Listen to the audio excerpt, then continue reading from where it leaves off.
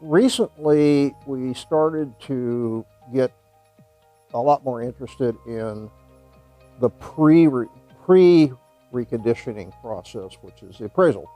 Okay, and appraisal being the wild west, and the whole behavioral thing of appraisals. I said, okay, how can we kind of change the dynamic here? We really have set things up for the time to line and the reconditioning process, measure and manage and motivate people to do that right. So profit per vehicle is going to be about us letting you dial in what is your expected front end gross on your cars.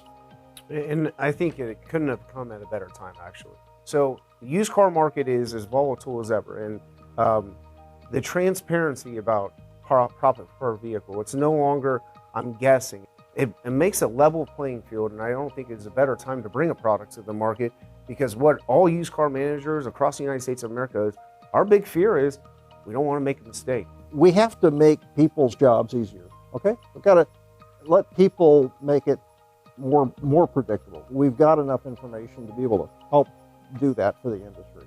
So that's my latest passion. Well, let's take this to the next stage. Let's take it to the predictability of your profitability. We're going to use the profit per vehicle through the Rapid Recon line of things, but we're also going to cross over because we've got other solutions that can participate with that in the same way. There's no more guessing. I mean, we're in a guessing world up until this point, and now, you know, I talked about safeguards. We put safeguards of the bucket pricing system based off the mileage, and that has worked fantastic for us. But it almost isn't relevant anymore because we're able to plug in and know exactly, and every car stands on its own 2 feet.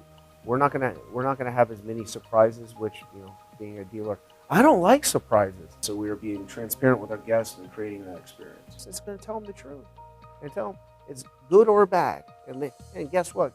Customers don't like surprises either. So them coming in with the mindset of it's worth $8,000, and then us to tell them 6, trust gone. But if we're able to say, hey, I know you were looking for $8,000, it's only worth 6. Can I show you why? When we plugged it into the computer, plugged it into your car, looks like you have this, and this going on. You can go to any independent repair shop and have this fixed for about $1,900. Or you can trade it into us and you don't have to pay a penny. How does that sound? So that transparency and the delivery and the experience, there's trust. And then we get a good trade and the customer is ecstatic.